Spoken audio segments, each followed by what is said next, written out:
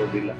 ಇವತ್ತು ಈ ವಿಶ್ವದಲ್ಲಿ ಇವೆಲ್ಲ ನೋಡಿ, ಯೂಟ್ಯೂಬ್ ನಲ್ಲಿ ಬೇರೆ ಬೇರೆ ಇದರಲ್ಲಿ ಸಿಗ್ತದೆ, ಗೂಗಲ್ ನಲ್ಲಿ ಸಾಕಷ್ಟು ಸಾಧನೆ ಮಾಡಿರ್ತಕ್ಕಂಥವ್ರಿದ್ದಾರೆ.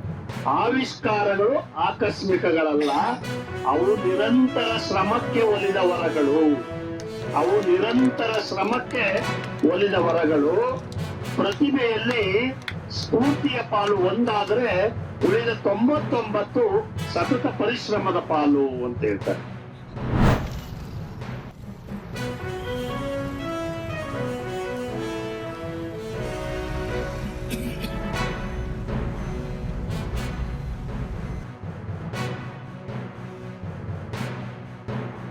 ನಾವು ಬೆಂಗಳೂರಿಗೆ ಬಂದ್ವಿ.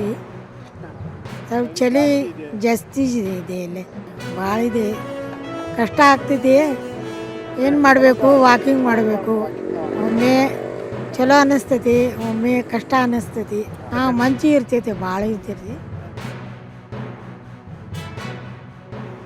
ವೆದರು ಭಾಳ ಕೋಲ್ಡ್ ಇದೆ. ಇಲ್ಲಿ ವಾಕಿಂಗ್ ಮಾಡೋದು ಬೆಳಿಗ್ಗೆ ಬಂದರೆ ಇಲ್ಲಿ ಇದು ಚೆನ್ನಾಗಿ ಅನ್ನಿಸ್ತದೆ, ಚೆನ್ನಾಗಿದೆ ಏನ್ರಿ. ಆದರೆ ಇನ್ನೂವರೆಗೂ ಇದನ್ನೇ ಇದೆ, ಮಾಡ ಇದೆ, ಮಾಡಿದೆ ಏನ್ರಿ. ವೆದರ್ ಅಚಾನಕ್ಕಾಗಿ ಆಗಿರೋದು ಸೈಕ್ಲೋನ್ ಎಫೆಕ್ಟ್ ಇಂದ ವೆದರ್ ಚೇಂಜ್ ತುಂಬ ಆಗಿದೆ.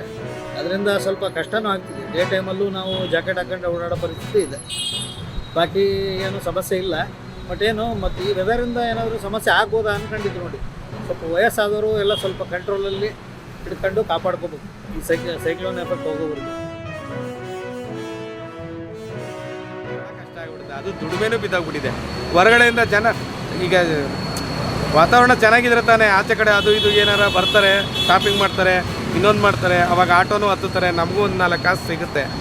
ಯಾರೂ ಬರಲೇ ಇಲ್ಲ ಅಂದರೆ ನಾವು ಹೇಗೆ ದುಡಿಯೋದು, ಏನು ಮಾಡೋದು ಒಂದು ಗೊತ್ತಾಗ್ತಾ ಇಲ್ಲ. ಬಹಳ ಕಷ್ಟ ಆಗ್ತಾ ಇದೆ.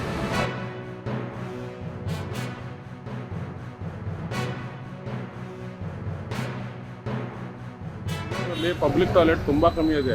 ಈ ವೆದರಲ್ಲಿ ತುಂಬ ಸುಸು ಬರುತ್ತೆ, ಎಲ್ಲರಿಗೂ ತುಂಬ ತೊಂದರೆ ಆಗುತ್ತೆ. ಅದಕ್ಕೆ ದಯವಿಟ್ಟು ಪಬ್ಲಿಕ್ ಟಾಯ್ಲೆಟ್ ಸ್ವಲ್ಪ ಜಾಸ್ತಿ ಮಾಡಲಿಕ್ಕೆ ನಮ್ಮದೊಂದು ವಿನಂತಿ.